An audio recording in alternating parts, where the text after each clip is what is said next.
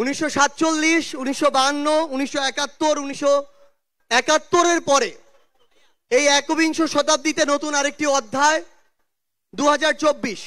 আমরা এখানে এই 24-এর অভ্যুত্থানে ফ্যাসিস্ট বিরোধী যে লড়াই করেছি, খুনি হাসিনার বিরুদ্ধে আমরা যারা ঐক্যবদ্ধভাবে লড়াই করেছি, বাংলাদেশের ফ্যাসিস্ট বিরোধী সকল রাজনৈতিক দলের মতের, ধর্মের, বর্ণের, বয়সের যে মানুষ আমরা আজকে এখানে ঐক্যবদ্ধ হয়েছি, আমরা প্রথমেই কৃতজ্ঞতা জানাতে চাই বাংলাদেশের ফ্যাসিস্ট বিরোধী লড়াইয়ের যত রাজনৈতিক দল ছিল যারা আজকে এখানে উপস্থিত হয়েছেন, আপনাদের প্রতি আমাদের অন্তরের অন্তঃস্থল থেকে কৃতজ্ঞতা।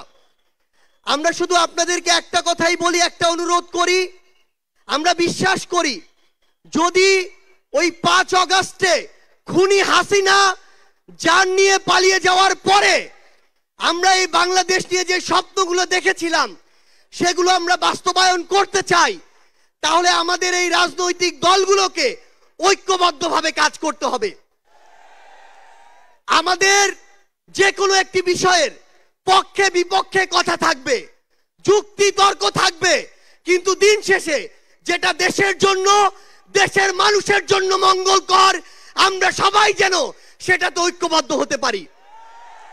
আমরা বিশ্বাস করি আমাদের এই রাজনৈতিক দলগুলোর মধ্যে যদি এই মিউচুয়াল রেসপেক্টটা থাকে, আগামীর বাংলাদেশ হবে অপ্রতিরোধ্য বাংলাদেশ। আমরা আপনাদেরকে অনুরোধ করি বাংলাদেশের সরকারি যত কর্মকর্তা কর্মচারী আছে তারা যেন আর তাদের দায়িত্ব পালন বাদ দিয়ে তোষামোদির রাজনীতিতে লিপ্ত না হয়। আমরা অনুরোধ করি বাংলাদেশ পুলিশ নামক যেই প্রতিষ্ঠানটিকে খুনি হাসিনা ধ্বংস করে দিয়েছে সেই প্রতিষ্ঠানটি যেন কাজের মাধ্যমে তার গৌরবটি আবার ফিরিয়ে আনে। আমরা আপনাদেরকে অনুরোধ করি সরকারি সকল অফিস আদালত যত কিছু রয়েছে, সে পুলিশ হোক, বিচারক হোক, আমলা হোক, দয়া করে জনগণ থেকে হাত পেতে ওই ঘুষের টাকা নিবেন না। দয়া করে জনগণের জন্য, জনগণের সাথে সামান্য স্বার্থের জন্য এই অন্যায়গুলো করবেন না। আমরা আপনাদের সামনে অনুরোধ করতে চাই এই রাষ্ট্রীয় প্রতিষ্ঠানগুলোকে খুনি হাসিনা নিজ হাতে ধ্বংস করে দিয়ে গিয়েছে।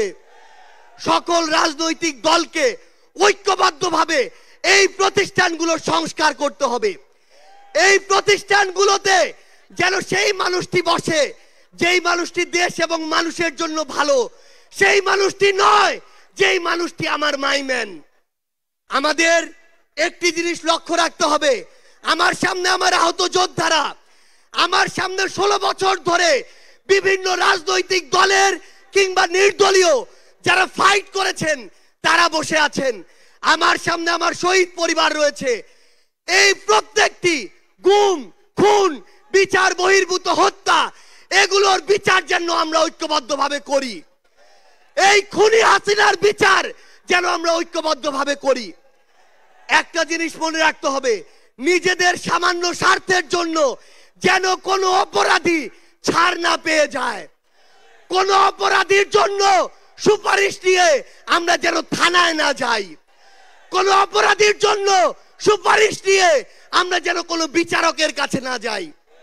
এই নতুন বাংলাদেশে ধ্বজভঙ্গ ওই শিক্ষার সিস্টেমগুলো, এই কারিকুলামগুলো আমাদেরকে ঠিক করতে হবে। এই বাংলাদেশকে বাংলাদেশপন্থী হিসেবে গড়ে তুলতে হবে। আমরা আপনাদের কাছে অনুরোধ করি আগামীর যে বাংলাদেশ আমরা স্বপ্ন দেখি, সকল রাজনৈতিক দল যদি ছোট ছোট স্বার্থগুলোকে এক পাশে রেখে ঐক্যবদ্ধভাবে কাজ করি তাহলে সেগুলো আমরা বাস্তবায়ন করতে পারবো। এই মঞ্চ থেকে আমরা যেন এই শপথটুকু নিয়ে যাই, এই ছোট্ট জীবন সৃষ্টিকর্তা যাদেরকে গুরুত্বপূর্ণ দায়িত্বগুলোতে রেখেছেন এগুলো তাদের কাছে আমানত স্বরূপ। আমরা যেন এই ছোট্ট জীবনে এত বড় দায়িত্বের আমানতগুলো দয়া করে খেয়ানত না করি।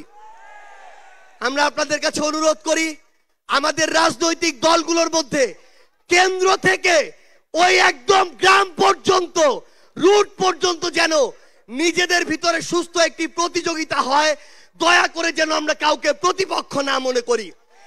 আমরা যদি যারা বড় রাজনৈতিক দল রয়েছি ছোটদেরকে ধীরে ধীরে সামনে এগিয়ে যেতে না দেই তাহলে আমাদের মধ্যে ধীরে ধীরে এমন একটি মানসিকতা আসবে, যেই মানসিকতা হয়তো আমাদেরকে ধীরে ধীরে একটি স্বৈরাচারী আচরণের দিকে নিয়ে যেতে পারে।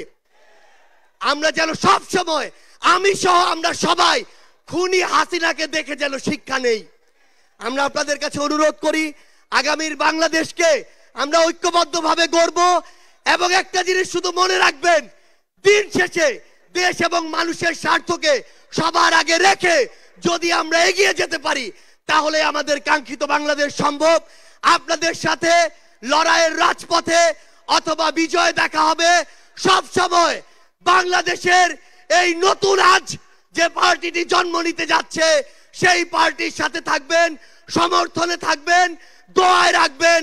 আপনাদের সাথে আবারও দেখা হবে রাজপথের সংগ্রামে অথবা বিজয়ে।